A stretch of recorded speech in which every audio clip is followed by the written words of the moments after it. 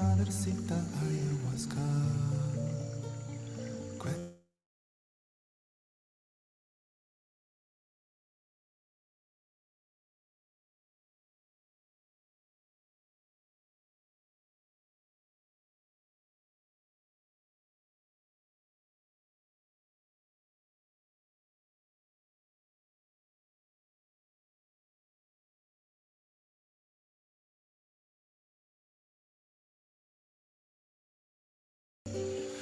Poderosa Madre Selva,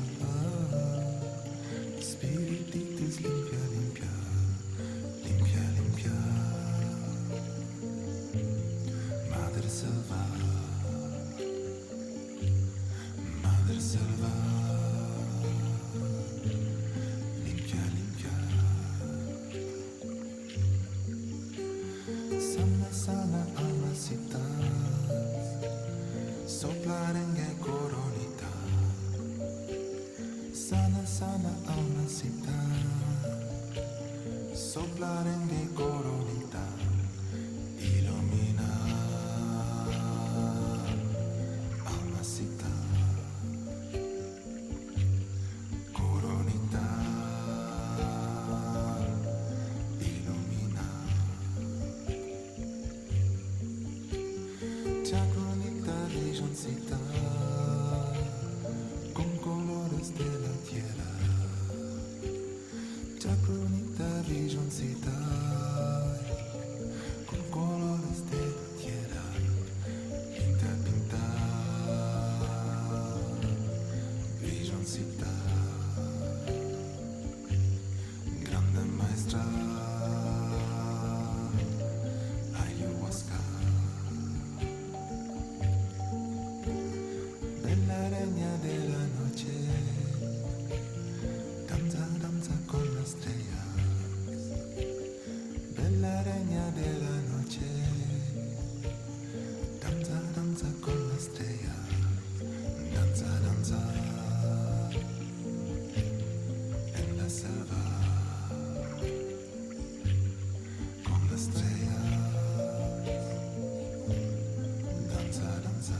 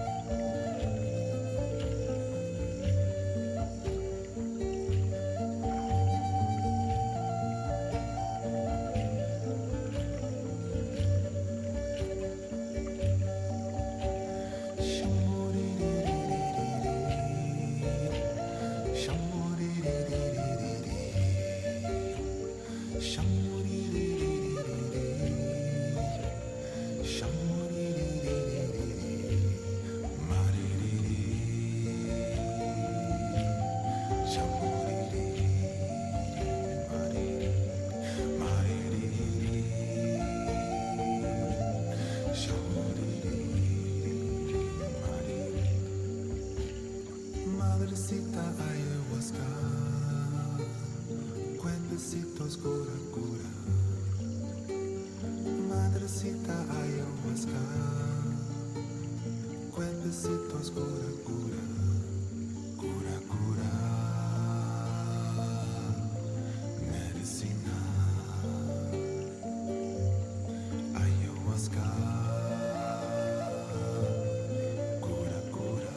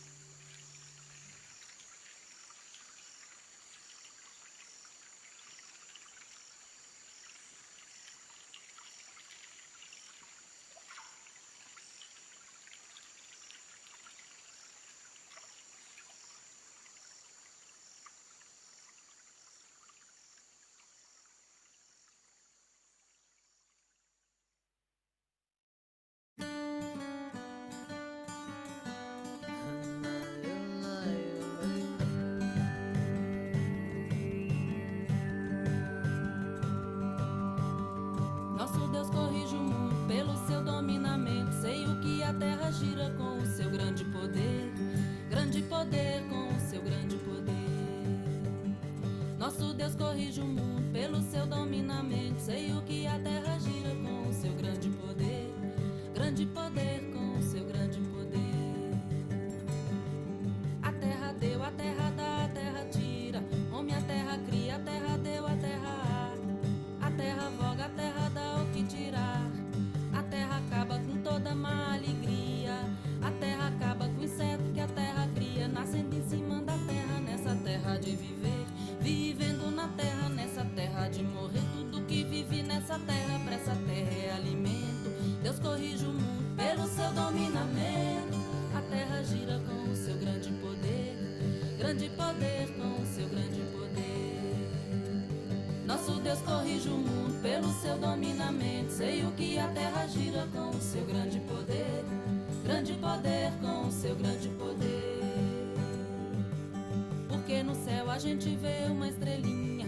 Aquela estrela nasce e se põe às 6 horas. Quando é de manhã aquela estrela vai embora. Tem uma maior e tem outra mais miudinha. Tem uma... Hi, everyone. Can everyone hear me? Yes. Perfect. Thank you all so much for joining us tonight for this evening of Psychedelics the Feminine, an evening of storytelling by three just incredibly wonderful, heart-centered women who've had such transformative experiences with psychedelics.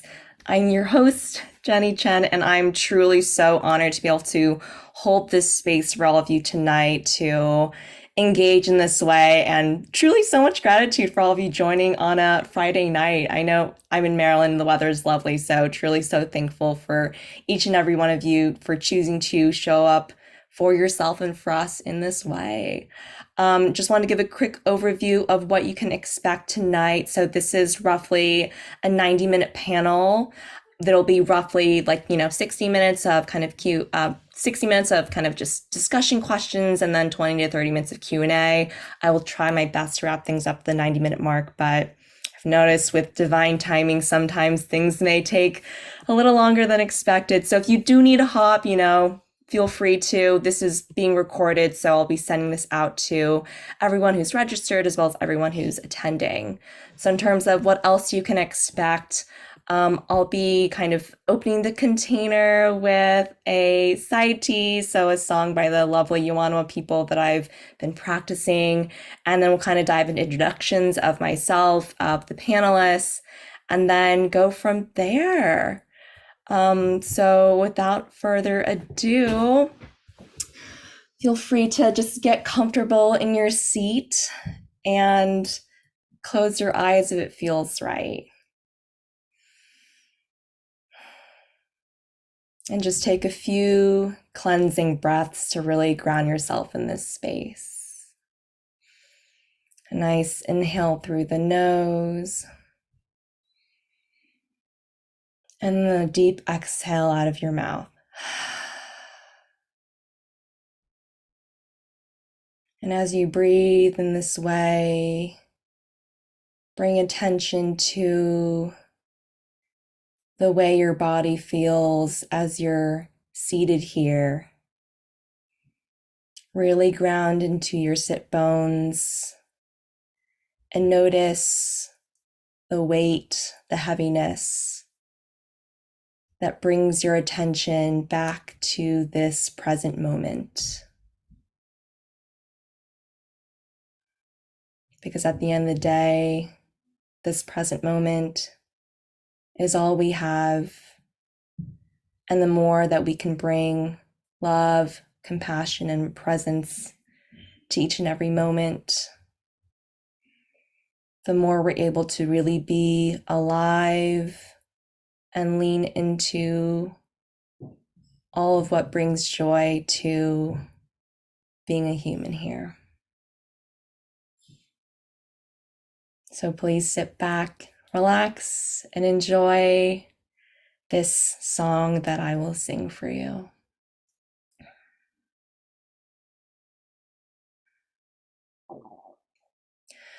O kazeri bandai ne. Okazeri bandai ne. Okazeri bandai ne. Bandai ne. Okazeri bandai ne. Bandai ne. Okazeri manai ko. Okazeri manai ko. Okazeri manai ko. Manai ko. Okazeri manai ko. Manai ko. Haevo, haevo, haevo, haevo, haevo, vo, haevo, vo, haevo, vo, haevo, vo.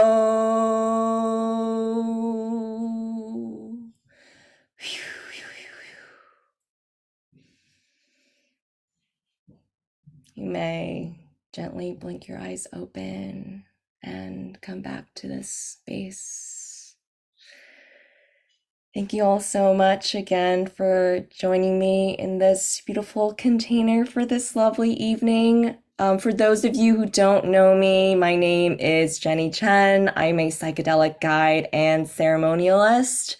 I've been communing with plant medicine since 2017, starting with ayahuasca, but really deepened my connection with these kind of psychedelic allies in 2022 when I revisited the jungle and deepened my connection with ayahuasca in 2022 after it felt like I had experienced this massive kind of tower moment in 2022 where I left a 6-year relationship where I was engaged to be married. I left my high-paying tech job. I sold the house that my fiance and I had bought together and then chose to move across the country from California to Maryland. So I think in a lot of ways, I started 2022 feeling as though I had nothing, feeling as though I was a tree that had been cut down to its roots. But in a lot of ways, it was so liberating to be able to start anew, to choose to create a new foundation, and to be able to build something that feels so meaningful, and to be able to ask myself, what does it mean to live a life that's personally meaningful and fulfilling? And long story short, because this is very much meant to be a space for these lovely women that I have here, plant medicines has really shown me that this is my path and that my soul's purpose is to truly hold safe, loving, and nurturing containers for people to commune with psychedelic medicine, such as psilocybin, such as bufo, and potentially pairing that with other non-entheogenic medicines like cacao to really support their soul's kind of unfolding and healing. So I am truly so honored to be able to hold this space and to be able to welcome Lezah, Natalie, and Vidisha. I'll briefly introduce each one of them and then I will turn it over to each of them. But let me first go ahead and pin these lovely ladies. So you can see all their lovely faces. Wonderful. Okay, so I'll start with Lezah first. I met Lezah in the jungles of Peru and Iquitos at Dream Glade last year, which is an ayahuasca retreat. And I still remember the first day that we connected, I immediately felt like we had this kind of soul sister connection and perhaps something that has gone back multiple lifetimes. And it's been such an honor to be able to witness kind of Lezah's rebirth process, her transformation, her kind of following her kind of calling to move out of the Bay Area, her hometown, to the greater LA area. So excited to have Lezah here and for her to kind of share her stories more broadly with this group. I also have Natalie here. Natalie and I met over LinkedIn through our mutual friend, Adam, and I still remember the first time that we connected on Google Meet. It was like I don't know, long lost sisters. We fell into an easy rapport, and I similarly feel like part of the same soul tribe. It's Close. been so wonderful getting to know Natalie and hearing about her story, kind of from nursing to kind of pursuing this like spiritual nurse guide kind of track. So excited for all of you to hear her story as well. And last but not least, we have Vidisha, who I've had the pleasure of meeting through Lezah. Vidisha is a wonderful kind of advocate for kind of the planet, for animals, for kind of plant medicine and psychedelics. And I truly feel like she is such a wonderful, heart-centered, passionate advocate for all of which is good and kind of embracing the divine feminine energy. So truly so excited to have you as well. But without further ado, would love to kind of just kick it off to each one of the panelists to just introduce yourselves a little bit further and tell us a little bit more about what really inspired you to explore the world of psychedelics and where it's kind of led you to up until this moment. So, Lezah, why don't you go ahead and kick us off? All right. Well, first of all, hi everyone. Thanks for coming. It's so nice to be here. Yeah, my journey with psychedelics started in high school when I decided that there must be something missing. I came into the world, into a family where I never quite felt that I fit.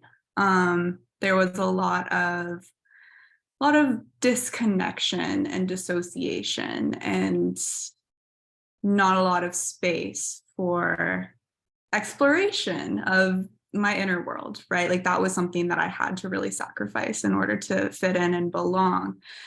And that was really hard for me to do, very painful to do. I struggled growing up, and I couldn't help but be intrigued by the music that I was listening to, kind of this idea of there being this alternate worlds that one could enter. So I basically started off with psychedelics recreationally, just wanting to experience something different. I certainly did. It was certainly life-changing. And then I really started to expand from there. And it was not a pretty path. It was not a pretty journey. I really had to go through the mud and go through the darkness in order to really come out the other side. And I will probably go through the darkness again and come out the other side many more times in my life. And that's just something that I surrender to. But yeah, it has, my experiences through the use of plant medicine have connected me to parts of myself that I did not have access to before. And I think a lot of people say like, oh, you shouldn't need a substance to be able to access these parts. You should be able to do it, on your own. And I think that that's really valid and true for some people. However, I think it's really difficult to access those places if you've never accessed them before, if you don't have any people in your life that are supporting you in accessing those places, right? Like if you're just struggling and suffering and it's hard, it's a tool. It's a tool that can connect you to the part of yourself that's still whole, that still has like love, overflowing love, and just understanding of how significant and yet insignificant everything is. And that was really a gift for me. And it's a gift that it's hard to even put into words, like how much that's impacted my life. It's like part of me thinks it maybe could be the catalyst for everything that has happened. And another part of me is like, maybe it was just a little part, I don't know, but here I am, and I've discovered this path of being a therapist, which I'm absolutely overwhelmingly passionate about. I felt called to ayahuasca for a long time, and then kind of in 2022 was just like, okay, let's do it. I was so scared, but off I went, and it was really magical. And I don't know, maybe I can share more about my experience in detail later, but I just want to introduce myself in that way, that yeah, I'm a really big advocate for healing trauma, for finding strength after feeling like your whole lifetime you've been wounded, and reconnecting to others through the reconnection to the self. And I think that plant medicine is a fantastic tool for that. So yeah, thank you so much. That was my introduction. Thank you so much, Lezah. Wow, that was such a beautiful introduction. And I think so much of what you said not only resonates with me, but I'm sure resonates deeply with a lot of other people, whether or not you're new to plant medicine or kind of interested in exploring it. The idea that plant medicine and psychedelics can be a tool to really understand yourself so deeply and access the parts of yourselves that, to your point, you may not be able to otherwise access. And I also agree, this idea of kind of needing to kind of go through the darkness, the mud, to really kind of heal and continue to be comfortable with that process, because healing is uncomfortable and non-linear. So thank you so much for that. Vidisha, why don't you go ahead and introduce yourself next? Hey, everybody. I thank you so much for being here today, for taking time out of your day. You know, all of us, I'm sure, have a lot of things that we are doing in this current era that we are living in under capitalism. We always feel that we have to be productive and we have to be doing something, and it looks a certain way, but not everything always has to be productive. But right now, you're all here to really connect with others, and this is productive in the sense of the collective and for healing and for our planet. And so my journey, and so yeah, I'll try not to ramble too much. I probably will, but we'll try to make it sound a little bit more polished and whatnot. But yeah, I have a lot to be grateful for with my upbringing. I'm first generation, maybe some of you are as well. My parents are immigrants. And on one hand, I'm so grateful for that because of this deep connection to the East, this deep connection to the world that I've had growing up, being able to travel. But similar to Lezah, I also growing up felt kind of lost. I didn't know what my purpose was. I didn't know what I was passionate about. I grew up around a community that looked like me, which was so amazing. But there was this immense pressure to perform. There's a joke, for South and East Asians, that the three things that you could be are an engineer, a doctor. Jenny's laughing because Jenny knows. But you are put in this box, and if you're not performing at this really high academic level, then you're not valid. And I just never bought into that. And I just always wondered what was wrong with me. And in college, I began to, of course, explore a number of different things. And my first experience with psychedelics, I will preface that, this isn't technically a plant medicine. Some people will say, oh, it's synthetic, blah, blah, blah, blah, blah. You should do what you feel called to, but this is my truth. My first experience was with LSD, and actually Lezah was there for that, and we are truly twin souls. I don't know where I would be without Lezah and her guidance and her knowledge, and I'm really happy to share this space with her. But when I did it, we were lucky enough to be in the beach. And if you've ever been to Santa Cruz, California, it's a beautiful place where the redwoods meet the forest. And we started our journey in the redwoods, and then we went to the beach, and it just completely broke open my brain and my soul and my consciousness and woke me up to what I had been so deeply neglecting, which was the planet. What is more important than our alignment with the planet?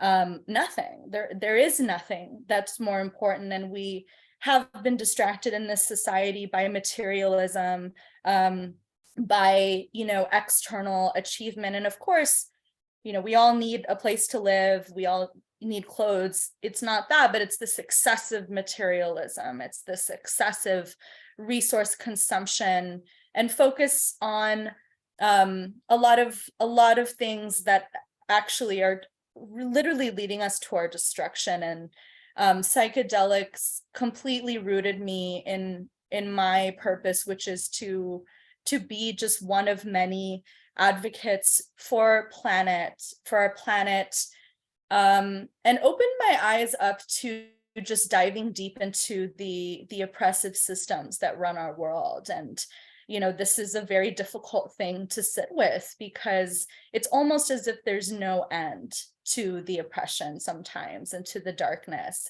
But through plant medicine, I'm able to continually have hope, to continually have connections with others. And it's such an important anchor for me to continue this incredibly difficult and taxing work.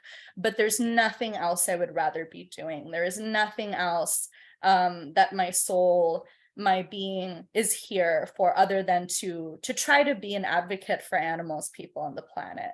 So I think I'll stop there. Yeah, thank you so much, everyone. Excited to dive deeper. Oh, thank you so much for that, Vidisha. That was such a beautiful introduction. I'm so excited for folks here to hear more about your story. But I love what you said about how communing, connecting with psychedelics really opened your eyes and your heart and your soul to what you're meant to do here. And I feel like for so many of us who connect with psychedelics so deeply, we realize we are meant to be here to be of service, to advocate on behalf of those that may not be able to advocate for themselves. So that is truly so powerful. And I thank you so much for sharing that. And Natalie, please introduce yourself. Hi. Thank you, Jenny. Thank you, guys. Oh my gosh, this is a long time coming, because I've just been a troll online since 90s, mid 90s. So I can finally speak live to the internet. So what I've got to say about me and psychedelics, well, the first exposure was in high school, but I didn't touch it because I thought my dad would kill me. And then in college, again, I saw my friends take a lot of, just like they did the psilocybin tea. So they steeped some mushrooms and they made a tea. And so I saw that, but I didn't partake because my dad would kill me. And then it wasn't until 2019 when I became a cannabis nurse, I'm sorry, I'm really nervous. So yeah, anyway, so in 2019, I became a cannabis nurse and met a lot of patients that were able to, I was a nurse before the cannabis nurse. Anyway, I didn't organize this very well. Anyway, so when I met all these patients that were just able to heal a lot of ailments with cannabis, I full force partaked, and then I was able to go through a lot of psychological healing as well. And so I was like, wow, this stuff works. And then it wasn't until 2020 when I finally did psychedelics. And then I realized, oh my God, my dad was killing me. So I was like, okay, I can get through, healing through my abuse this way, because I'm really funny.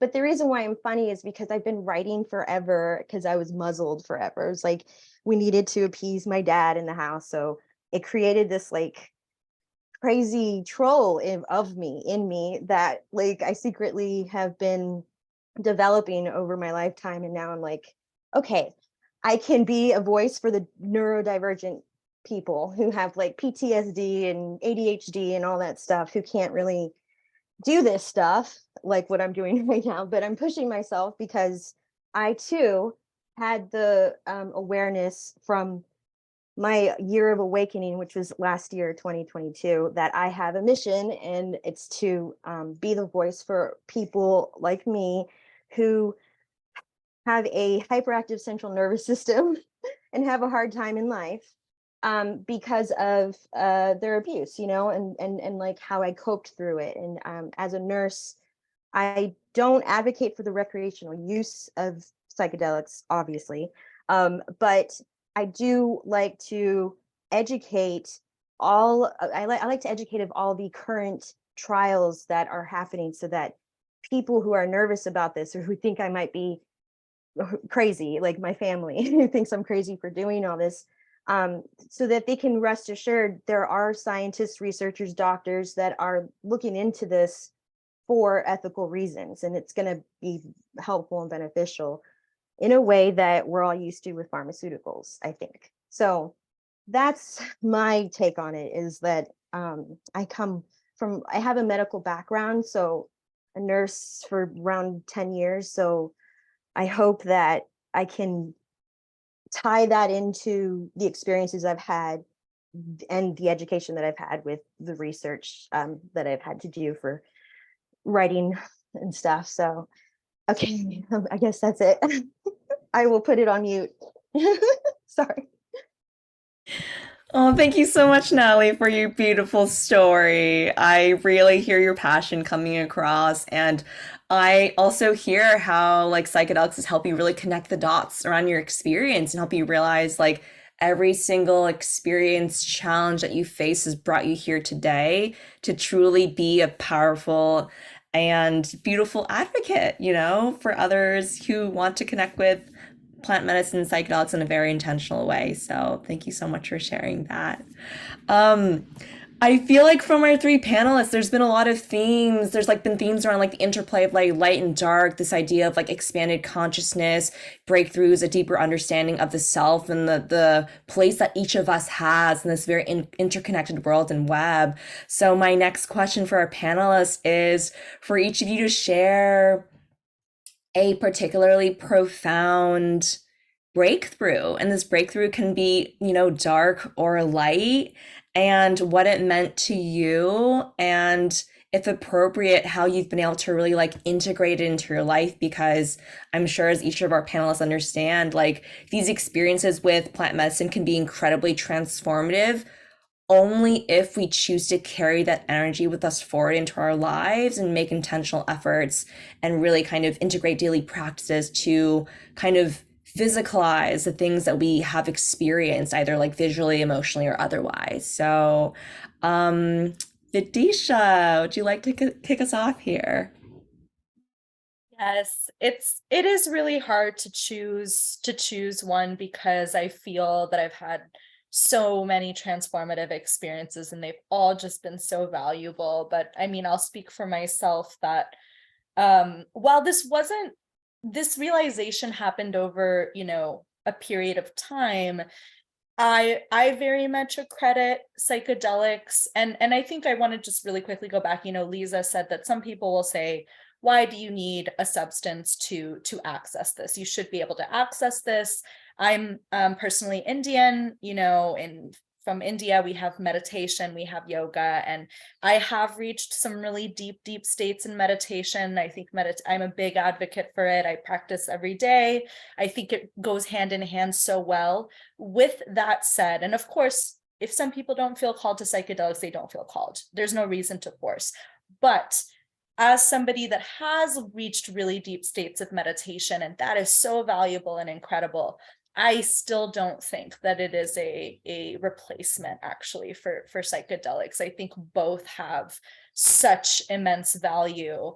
And so with that said, it's that like, I think a lot of the realizations I've had, yeah, if I hadn't have done psychedelics, I think I would have had those realizations eventually. But what psychedelics does is it makes you have those realizations a lot faster and a lot more clearly.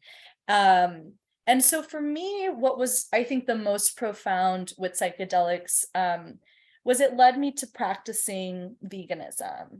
And I say this because, you know, our planet, there are so many forces that are actively destroying our planet right now, and one of them is the mass farming of non-human animals. It is one of the largest contributors to climate change, to biodiversity loss, wild species extinction, the increase in prevalence of zoonotic disease. There's a whole lot of human exploitation involved as well.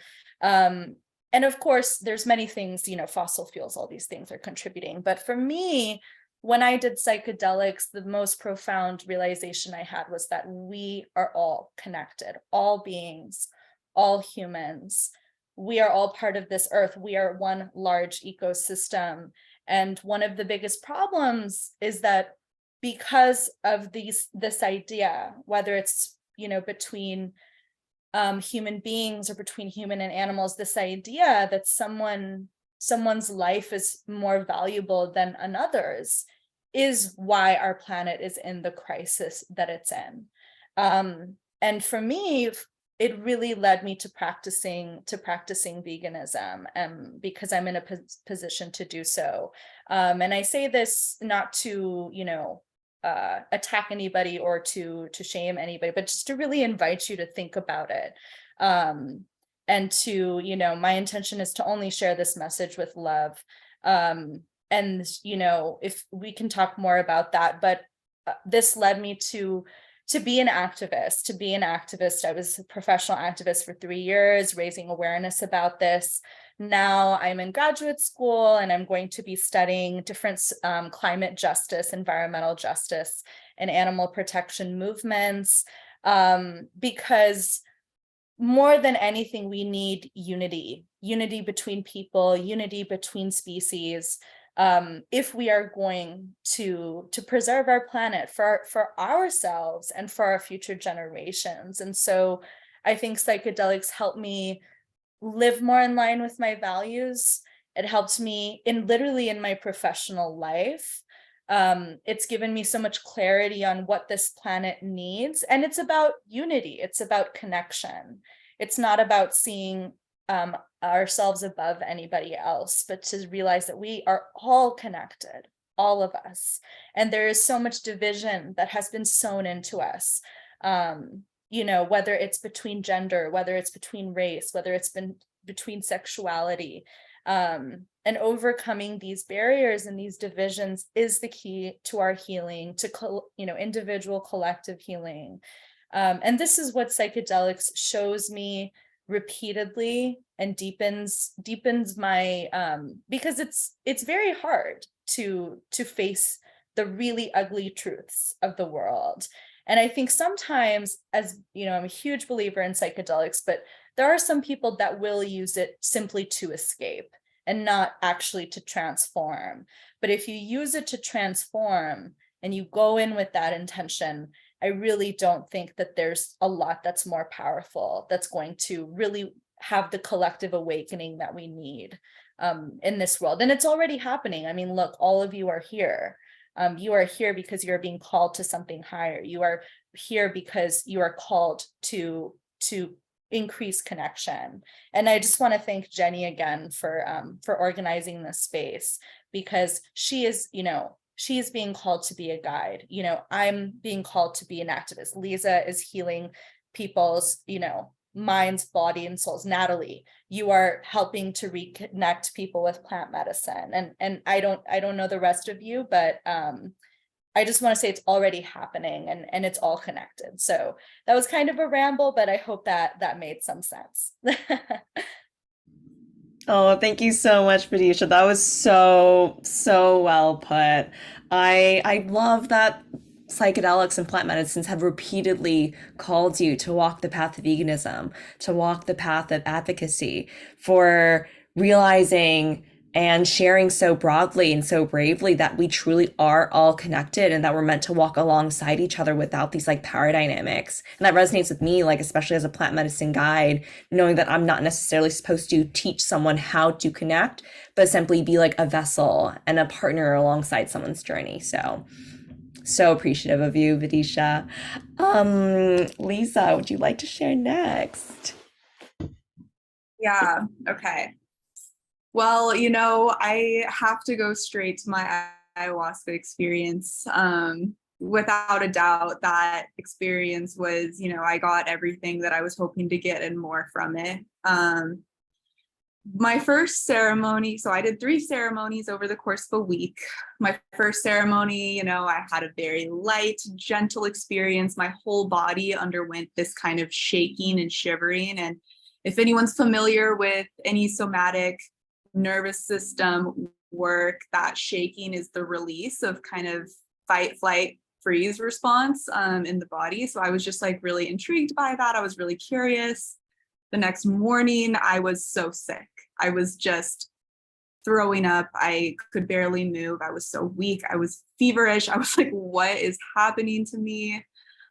Then I was really blessed to have two curanderos that just did some private healing on me. And they basically told me that I had experienced soul loss as a child. And they did this like soul recovery thing. I don't know. They were like blowing tobacco and like speaking in, speaking in their language. So I was just like, okay, it's happening, whatever. Like, I don't know. I just want to feel better. And within like an hour, I felt perfectly better, like healthy. And then my next ceremony, I was shown why my soul had left my body.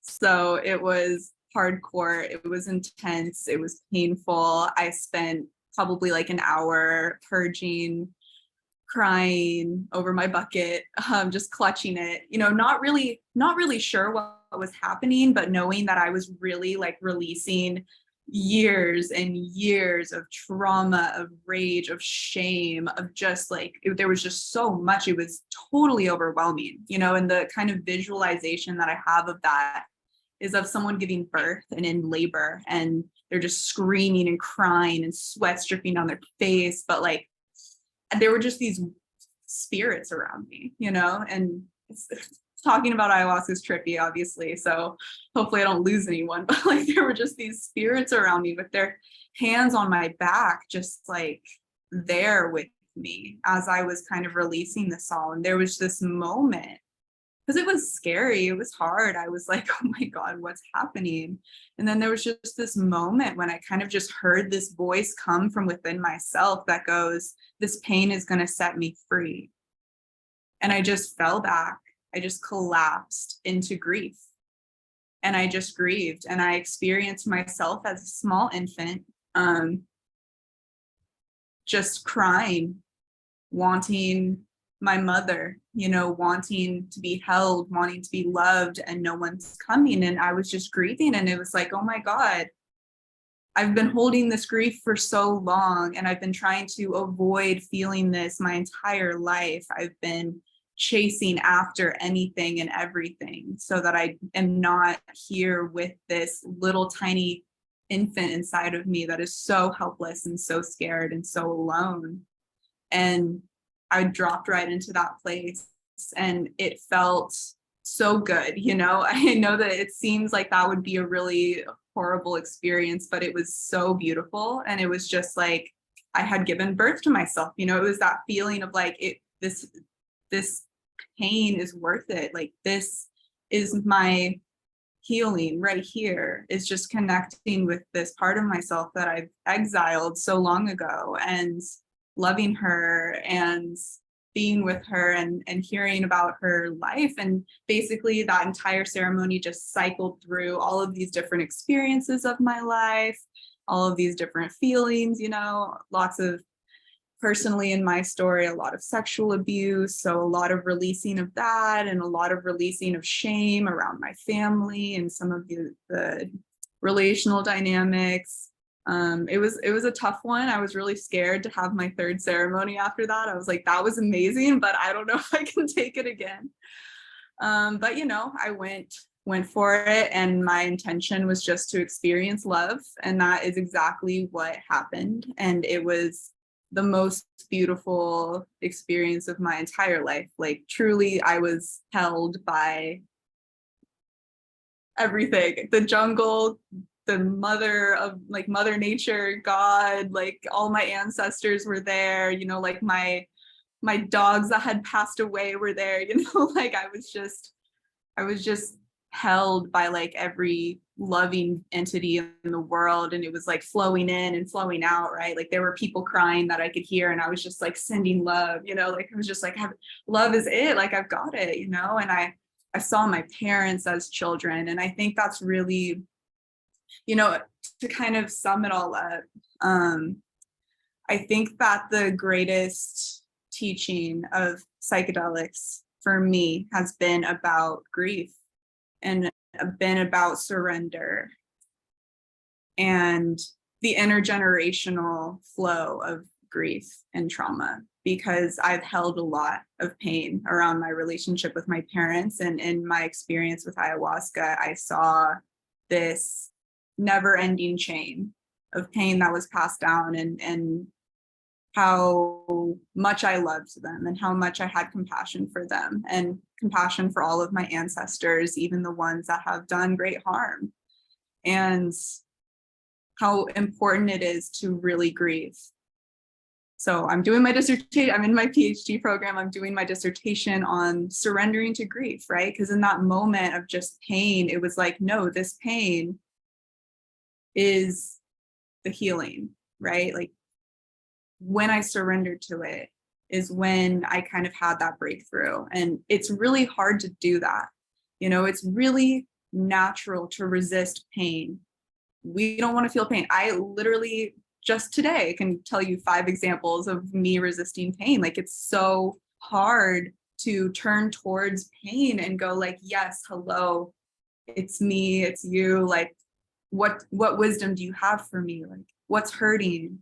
What's going on? How are you? Like, what can I do for you? Right? Like, it's so hard to do that. Instead, we have addictions, we have distractions, we have rage and anxiety and this constant feeling of running away. But turning towards pain and opening up to pain and welcoming it in is truly, in my opinion, the way to heal. And so that's what ayahuasca basically forced me to do. And I'm really grateful for that, because now it's a practice. And I think that integration piece is so important. It's been a wild ride integrating my ayahuasca journey. It's been something that has lasted a long time. I'm still integrating it, but yeah, just continuously I am reminded when I'm struggling, like, wait, I need to turn towards this. I need to surrender to this. So yeah, thank you. That was my most profound experience, but they've all been great. Lezah, oh, wow. Thank you so much for sharing that so vulnerably and so beautifully, and for sharing, I think, like the dark parts of ourselves that I feel like so many people can be afraid to share, because oftentimes we're afraid that by sharing our imperfections and, you know, the darkness within ourselves, that we can be seen as like less than, or like not worth appreciating, or not worthy of love. And I just love all what you said about the importance of really like turning towards grief, towards pain, towards the darkness, and allowing us to really accept and surrender to that. It reminds me of like the mantra that some of the facilitators at our retreat told us, like the only way past is through, and to really like accept and like lean into those moments to find that clarity, to find that light in the dark. So thank you so much for that reminder. And is it Astarte? Thank you so much for sharing your story here as well in this chat. Much gratitude. Natalie, would you like to go?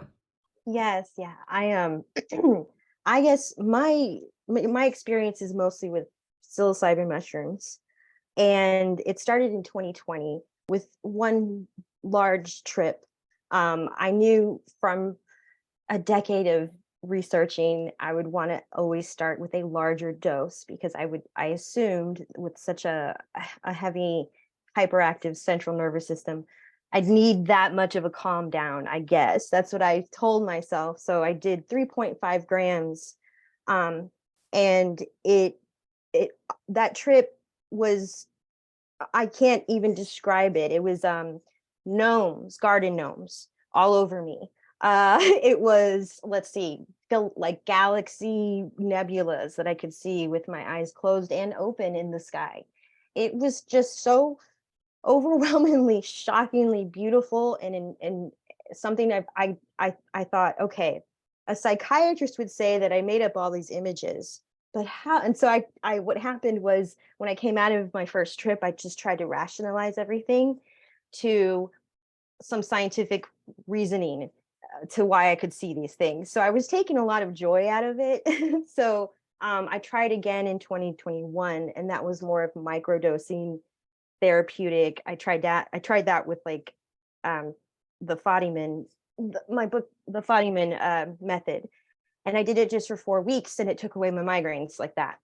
And so 2022 came, and my life was at a complete standstill in relationship and work and cars and everything. Like nothing was working. So I decided to just quit everything, come home to my mom, and just come back into my childhood bedroom and devote myself to an awakening. So I did a good amount of psilocybin mushrooms, but I did it in the safety of my mother's home. I consulted with a lot of therapists because I have friend therapists, real therapists that I see.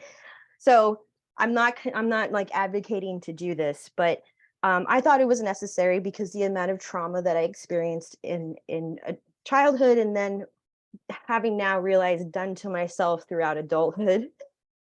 So what the year of awakening in 2022 did for me was realize perceptions have so much to do with your feelings. So I've worked on my perceptions on, I really haven't worked on it. It's just, things have just changed. My perceptual view on my opinion or judgment on something is now positive. Whereas I was usually like, that's not going to work out for me. And I'm going to look fat and ugly. Like, it's just going to be like negative and horrible. So I would be like that and I would just stay in a rut for like decades. And now it's like, I see life almost, okay, now here's where people are going to be like, okay, she's nuts. But no, it's like an RPG. It's like a role-playing game where your future isn't created yet. It's only created according to the moves that you make. And then the map starts, like a video game, the map starts developing around you. So if I see it that way, instead of anticipating the worst outcome, because that hasn't happened yet, if I see it that way, it's you're living in the moment, and you really don't anticipate too much, and you enjoy things as they come, and you deal with things as they come versus living in a rut of anxiety and shame. So yeah. So for me, I have just gotten so much of a psychological cleansing of whatever happened to me, the way I am. Like there's I did all of my trips at home, mostly alone, but my mom would be in the background. So like I documented everything, but you know, there was a time where like you can get out of a trip, by the way, like you can really get pulled out of a trip by someone talking to you normally. And then you get so mad because you're like I want to have all my mysticalness happening still as much as I can have it in me. So anyway, so I'm like realizing like thoroughly that I'm so weird and I'm just weird. And so it really comes out of me, and I grab my mom and I'm like, Mom, I'm weird. I'm so weird. And she was like, okay, Natalie. Like, she's just like, what do I do here? And I was like, damn it, I'm out of it. I'm going to go take a shower. So it's just, there could be good moments like that where you get down to your core of who you are, and you just eat it all up. And then you're like, okay, I like myself. I like whatever this is. It was meant to be, I was meant to be this weird way for a reason. And then people get on to me for saying weird. And then I have so much anxiety about saying all the wrong things. So it's like, I'll just preface with, you know, I offend a lot of people on accident because but yeah, like mushrooms have allowed me to not care so much about being weird. And then DMT was something that came on just recently within the last year. And that is, I don't even, this is not a long enough time to talk about DMT, but it's somehow has been that was only I've only tried that 5 times. It's very difficult to try. I love mushrooms because, and I'm not advocating, but I'm just saying, I love mushrooms because you truly have a beginning of the trip, the middle, and the end. And it's just, if you do it enough times, like I did in 2022, you can really see the beauty of the hard parts of the journey, and then the good parts, and then the what's it called, the debut, the part of the story that when it comes down, like you can feel that, and that come down, you're just like, I really learned a lot. I learned that peacocks are mystical. Like You don't, at the time you sound like you're not making sense, but then if you journal and I wanted to say that real quick. I don't know how much more time, but I was going to say psychedelics, everybody thinks it's the trip itself. The trip is like the fun part. As scary as it could be, as much as you cry, that's actually the fun part. The hard part is when you integrate all of the new perceptions you have, because it's happening neurologically, like it's being proven over and over again. We're having a lot of neurological rebuilding. So that's why I stopped eating sugar. And that's why I like things taste different, because neurologically they're getting better and reconnected. So you don't want to eat meat, and you don't want to, like, it just happens. You become a hippie naturally. I'm just so anyway, I was just going to say, like, the most important part is the integration part, and that's where you got to seek therapy. You got to like be diligent, because it's going to happen days, weeks, months, and years after even just one trip. You could be changed, and you have to process it a lot. Like I like surreal movies. I've always liked like David Lynch, and just like I like all that stuff. So I can go in and see all these weird things over and over again, like a movie. And I've seen my birth from out of my mother. Like I saw that. Like I've seen like me as a galactical princess in a spaceship. I've seen so many cool things, but you can't talk about that because people think, that's all you got out of it. And it's like, no, what I got out of that is perhaps I'm a freaking princess somewhere else, and I could use that knowledge here to have some confidence. So I don't know, not a princess, a queen. Okay, I'm gonna stop talking. I'm winded. I don't know how, but thank you guys. Thank you so much. Thank you, Natalie, for sharing your your beautiful queen goddess energy with this space and bringing your humor and levity to a very and oftentimes like quite serious topic. But I love a lot of what you said around just honestly psychedelics helping you and me, and I'm guessing a lot of others, to really embrace what makes us unique. But oftentimes that is what makes us weird to others. And I love it so much because I truly believe that all of us are meant to be ourselves and fully embrace who we are at our cores and come home to ourselves to really like come alive here. And I really see that you're just such a shining example of that. And yeah, also really appreciate the reminder that truly like the tough work starts once we start truly integrating, the wisdom that we gleaned from our experiences. So I think from there, since I want to be mindful of time, I want to wrap up this panel with a question of what words of wisdom would each of you like to share with folks that are either kind of newer to psychedelics or who are currently connecting with psychedelics and want to make sure that they're really taking full advantage of, their experiences and essentially making the best use out of their time. So I think, Natalie, since you wrap things up, why don't you start? Some words of wisdom, or I can't remember what you said. Yeah, but, essentially okay. words of wisdom or advice Yeah. for folks that are either like newer to psychedelics or just want to make sure that they're making the best use of their connection with Yes, these medicines. the reason why you shouldn't use it as an escape is because you're not going to get the most out of the experience. So try to figure out what's upsetting you first, and then go into the experience later after you figured it out, and then you'll get answers as to why that issue persists. It just helps psychologically if you go in with these substances with a positive, happier outlook versus, yeah, we're gonna get messed up and see cool stuff, because it's like you're gonna get a bad time. You're gonna have a bad time if because you have trauma that you don't know about. Everybody does. So not everybody, but mostly everybody. But anyway, so I just wanted to say that I can't sum it up into one word, but yeah, just the setting is a very, very important part of all of this. So be mindful of how you feel before. So that's what I'm going to leave with. Thank you guys. Oh my God, I love you guys. Oh, we love you too, Natalie. Thank you so much for sharing that reminder. And I totally agree. Truly, like that mindset and that setting before you go into a ceremony really sets the scene for how that experience is going to go. So I so appreciate you reminding the group of this. Vidisha, would you like to go next?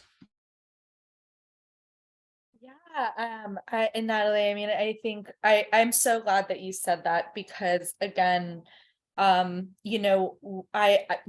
witnessed Lezah and I are, but I keep losing Lezah because Lezah is such a key part of my journey and my psychedelic journey and just like my whole consciousness.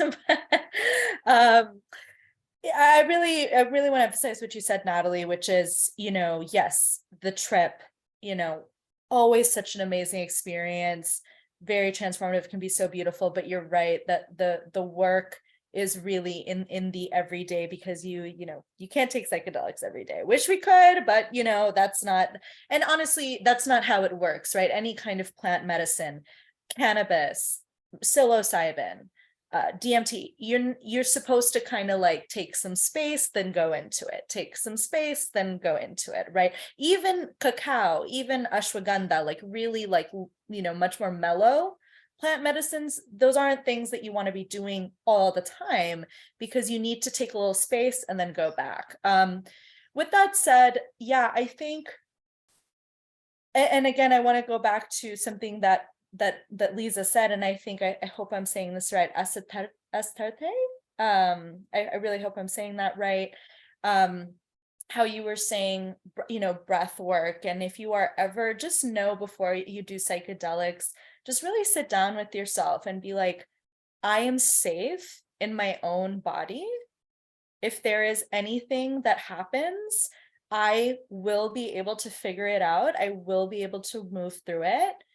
Breath work is your best friend. As Tarte said, like breath work is your best friend. If you are getting overwhelmed on psychedelics, come back to baseline. Come back to the breath. You can always heal yourself with your own breath. And that is your center. And know that, of course, we need to learn from others. You need to absorb, wisdom from others, but there is so much knowledge already inside of yourself. Almost everything that you need is already inside yourself. And so just make sure to recite these things before going on a journey. Make sure that you really ground, do meditation, do breath work. If you don't like to, sit down in the same way, maybe you want to do more of an active meditation, go out in nature. Maybe you want to do a ceremony with sage. Although I will say that with sage, please be careful, folks, because it is endangered. So please try to source from indigenous owned shops who are sustainably, harvesting. You can also use things like lavender, rosemary, however you want.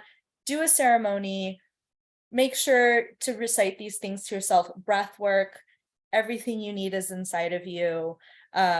You can get through anything. You can. And so make sure that you know that every day, but especially when you're going into a journey. Such good reminders, Vidisha. Thank you so much. And I so agree with what you said about just trusting ourselves and knowing that, at least in my experience, the psychedelic medicines never show us what we're not capable of handling. And so trusting ourselves and knowing that when we heal ourselves, we heal others, I think is so, so powerful. So really appreciative of those reminders. Lezah? Yeah, what I was going to say is kind of along similar lines about what to do if things get hard.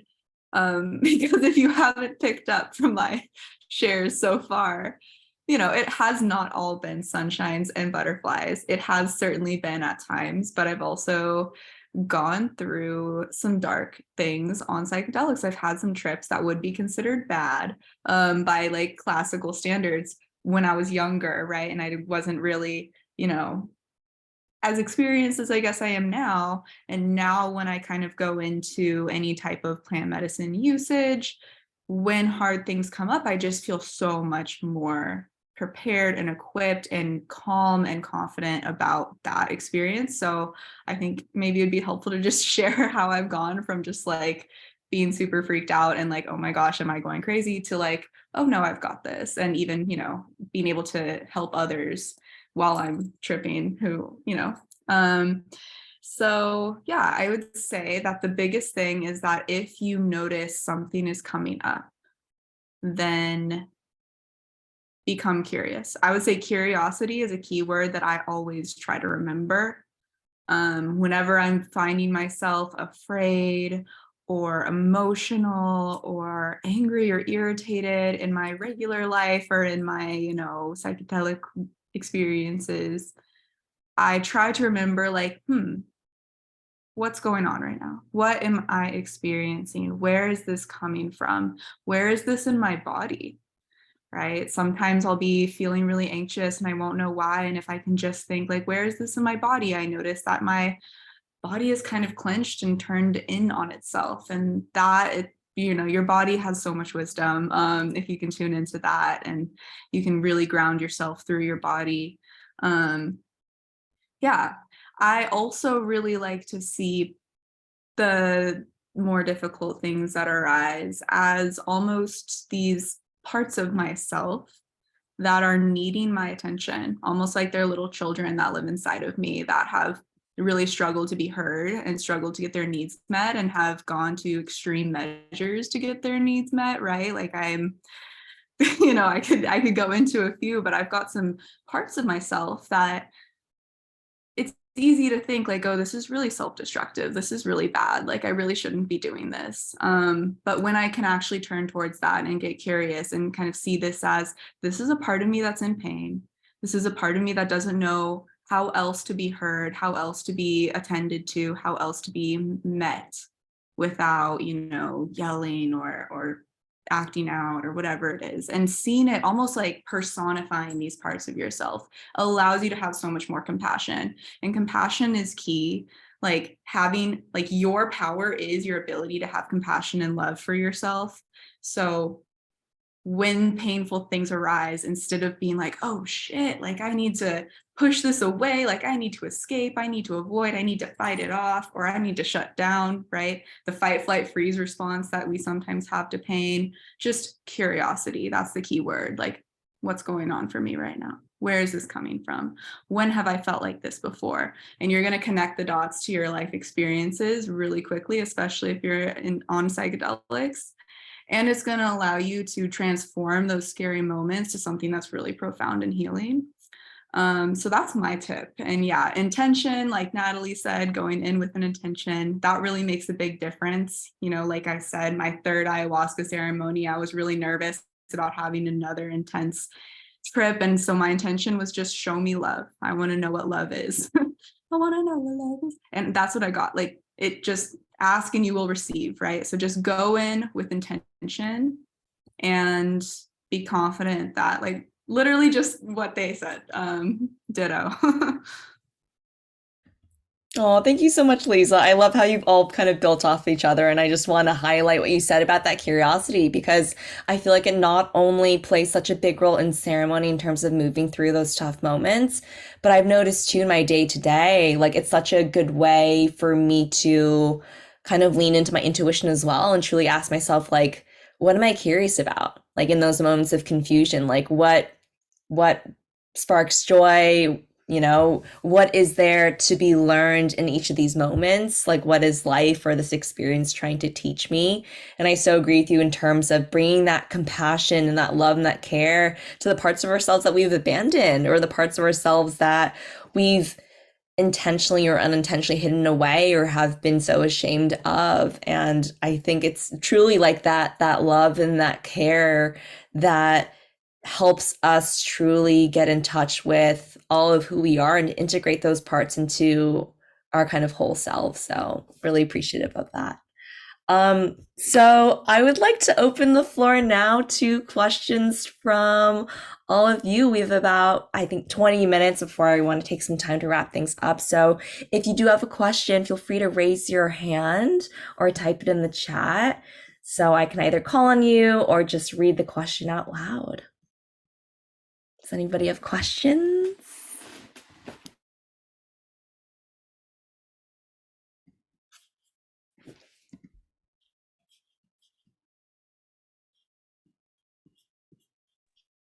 No need to be shy.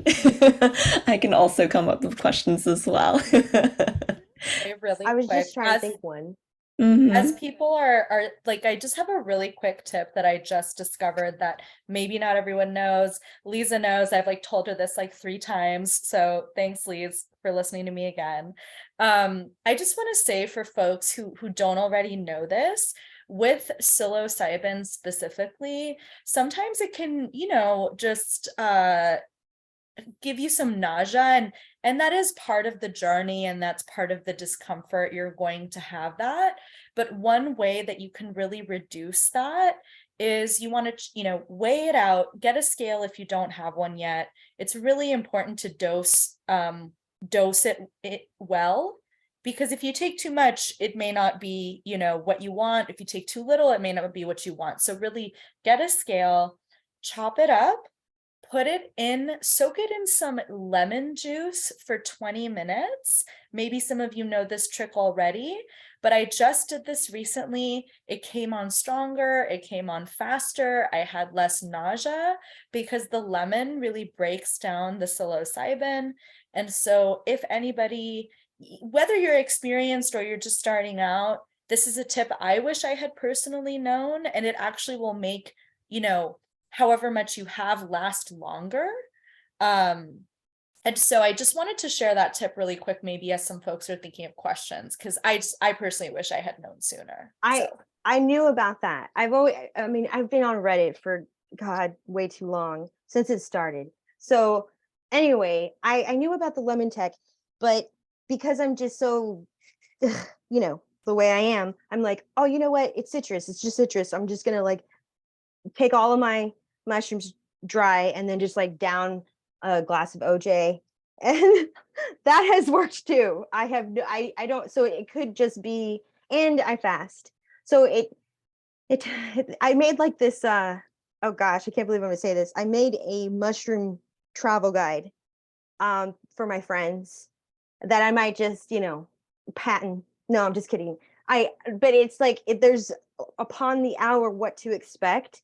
And so the nausea comes in the first hour.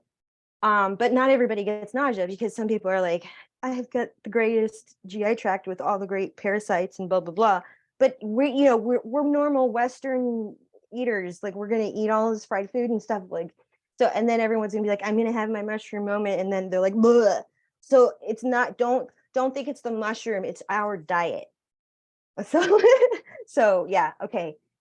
Sorry. I don't know if there's any questions. Does using psychedelics help tap into repressed traumas? Reddit is a wealth of information. No, Sorry. you want to go ahead or does anyone want to hop in here? Lezah? I'll answer this. It does help tap into repressed traumas, because I don't know why, because nobody knows why this is all happening, what's going on. But what for me, and other friends I've helped or talked to about all this, it seems to really go into the parts of you that you have buried with shame, distraction, identity, comedy. So you get rid of all those layers somehow when you're under the influence of psychedelics, and you're able to process those emotions. You're like, hey, that was really mean. Like, you just say it as weird, as down to the core as it is, like, that was really mean. And then you let it go and you process it. And then when you are sober again, you're like, hey, I remember feeling that feeling. It was really thick. You're like, oh well. And you don't really think about that trauma anymore. It's happened to me and many people. So it's just, that's why I love talking about the research that comes out of all this. So, because it's really helping trauma specifically, and addictions to be so yes, psychedelics and ayahuasca has helped cure people of addictions, but it's because the addictions are symptoms of trauma. So ultimately it's aiding your trauma, it's healing the trauma. So being an alcoholic or being a smoker, it's just a symptom of dealing with the trauma. So you get rid of all the symptoms and then you get to the trauma. Anyway, okay. What is this? I'll stop talking.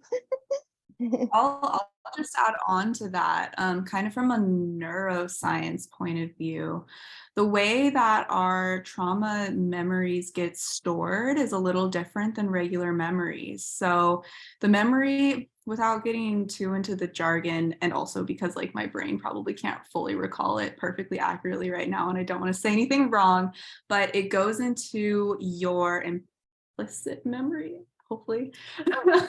But it's the memory that you eat, like think about riding a bike, muscle memory, right? It's like you don't think to yourself like, oh, I'm gonna lean a little bit to the side if I'm feeling, like you just do it. It just happens. And trauma memories are stored in the same way, where you're not actually connecting the dot and having the thought of like, oh, this is why I'm feeling this way or reacting this way. You just are, because something is triggering you, just like that leaning slightly to the side that makes you on your bike go like that. Something in your environment is triggering you, and then it's pulling up that memory, that emotional reaction memory, or that somatic feeling, or the visual for some people. And the way that you would heal that is you would bring that memory back into your working memory, where you can really work on it without getting overwhelmed, without shutting down, without going into your trauma reaction. And that's why therapy, right? You're going back to the memory and you're working in it in a safe place where if you get triggered, you have another person to kind of ground you and help keep you safe.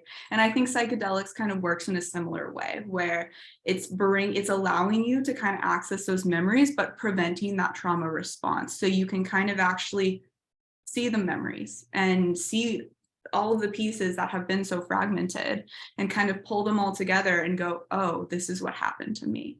And that's hard. I understand the fear.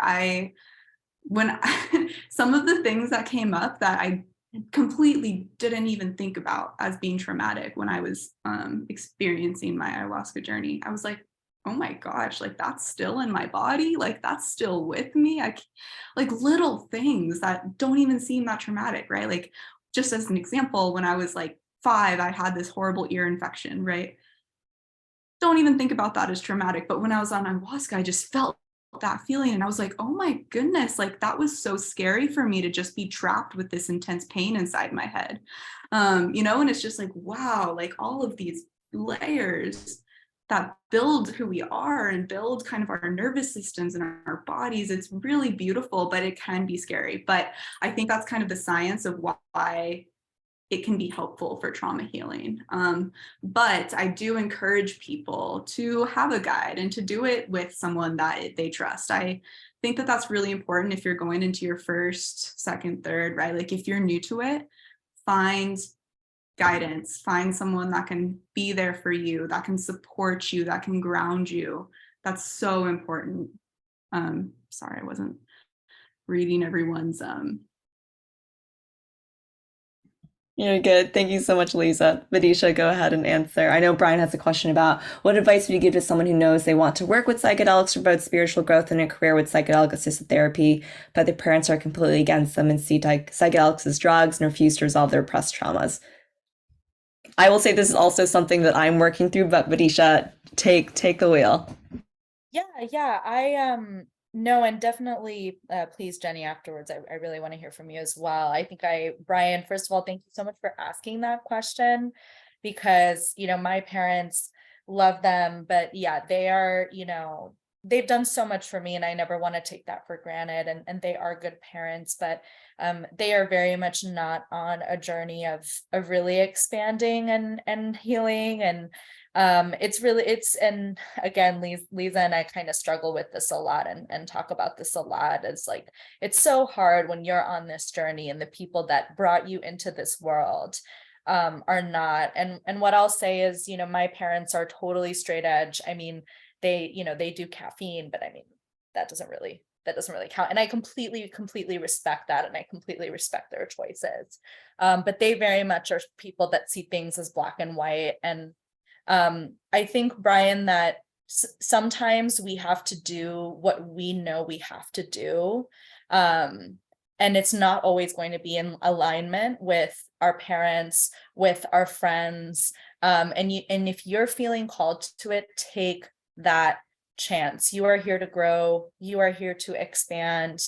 And what your parents care about is your safety, right? They don't want you to, do drugs because of safety. And I just want to remind people, like, people are not dying from doing psilocybin and DMT and, LSD or like plant medicines, right? People are dying from alcohol addiction, from opioid addiction, most predominantly, meth, heroin, like these really, really intense drugs. And these are true medicines that heal people's addictions, that are not addictive. Of course, anything can be abused. You could abuse it, but it's really, not what's causing this really harmful effect on our world. And again, that really is mostly alcohol and opioids, and psychedelics really are about healing. So I just want to really affirm that you are not doing something wrong. You are following your call, and your parents want you to be safe. And as long as you're doing psychedelics safely, there's not, and it's something we'll probably have to work through. I'm oversimplifying a little bit right now, but kind of get confident with your path. This is your path. This is not their path. It's yours, and follow what's calling you. So well said, Vidisha. I plus one a lot of what you said. And some of the things I would add are that oftentimes when we pursue our soul's calling or what we're meant to do here, sometimes we have to go alone for parts of the journey. And that is in some ways like a challenge from the universe and a question as to whether or not we're truly committed to this path, because oftentimes like you will feel lonely until you find your soul tribe and your community that are meant to support you along your way.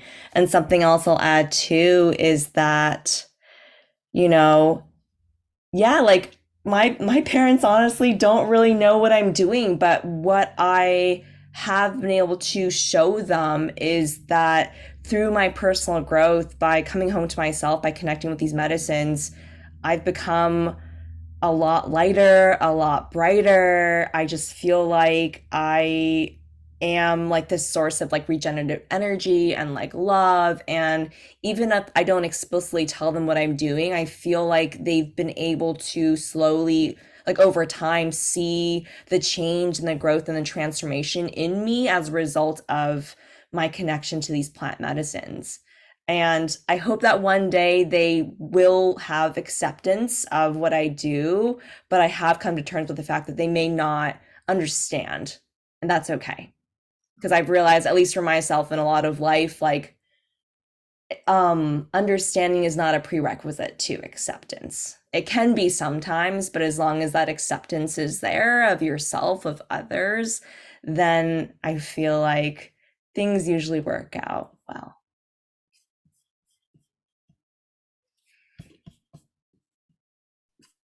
Any more questions? And thank you for the question, Brian. Does anyone else have any other questions? Parents are overrated.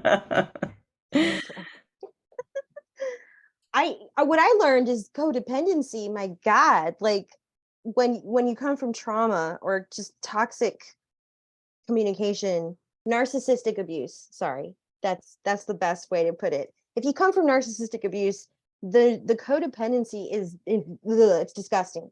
So what I realized is, oh my God, why was I so afraid to be alone?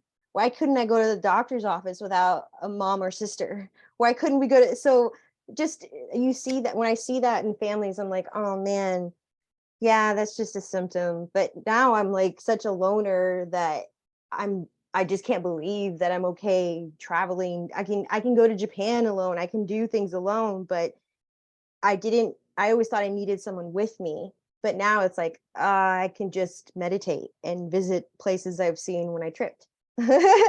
So, okay. Is it time to go? Oh my God. Not yet, Natalie. I love your humor. We do have about 10 minutes left. I was actually curious, Astarte, if there's anything you want to share with this group. I feel like you've shared a lot in the chat so bravely and vulnerably, and you've had quite extensive experience working with plant medicine. So just curious if there's anything you want to share with this group. I mean, you ladies are amazing. I'm just so grateful listening to you. And I'm so appreciative. You just have shared so much wisdom and so much knowledge and so much experience and so much depth and beauty and just the truth. Everything you all shared was just such the truth. It spoke to my heart, and I was right there with you, and I've experienced very similar things, and I've felt very similar ways on this journey, and I just want to go deeper into it. And I've also had a very difficult childhood, and I had to really face my inner child, my little girl in journey space, and forgive my mother and love her at her core and love myself, and so many things. And I just finished this book on Bufo and plant medicine and ayahuasca, my journeys. And I too had, my beloved he became my healer and my partner in the ayahuasca journeys and helped me heal my sexual trauma so profoundly. And then I had to let go of how I stopped my career for him, thinking, it was for him, but I really was also healing me. And so I had to go through forgiving him, but it took him actually passing away completely and grieving him to my core to finally get that.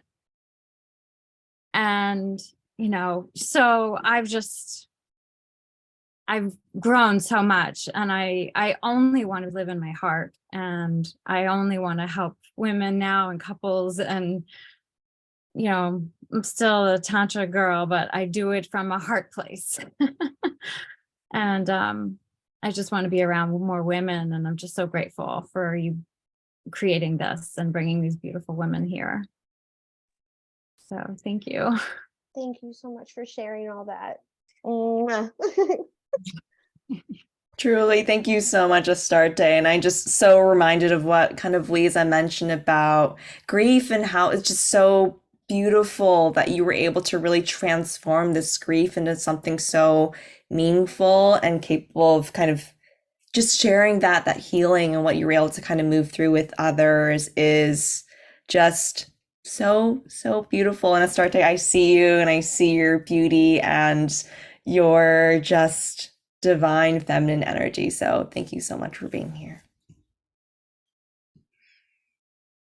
Well, if there are no other questions, I think I'll just take the time to again thank everyone so much for taking time out of their Friday evening to join us in this beautiful space, to participate in storytelling, and just to be so open to hearing these conversations and stories about kind of psychedelics, which in some ways, yes, is becoming more mainstream, but in other ways is kind of somewhat controversial. So incredibly appreciative to everyone here. I will be sending everyone the recording of this so you all have access to it. We got a little pup there with Vidisha, who she's kindly dog sitting and house sitting, so sweet. And I will also be sharing the contact information for our panelists if you want to get in touch. And I'll also actually send out a survey if anybody wants to share their emails and just connect with other people either in the audience or on the panel. I would love to be able to kind of facilitate that. I know I am more than happy, as well as the panelists are more than happy to just connect either personally or professionally, whether it's guiding others, supporting others, or just relating. And, because at the end of the day, we're all here in this perfectly imperfect journey of being humans on this earth, which can be incredibly challenging and frustrating without the support of people that accept us for who we are and are willing to be with us through the tough moments. So Yeah. Thank you all for being here. And I think to really close things, I'd like to end with another song. And Lezah, this is probably a song that you're familiar with. One of the facilitators sang it in the jungle, so I'd like to sing it for all of you. I'm going to sip some water first, though. Feel free to enjoy this with eyes open. I'll be singing with eyes open too.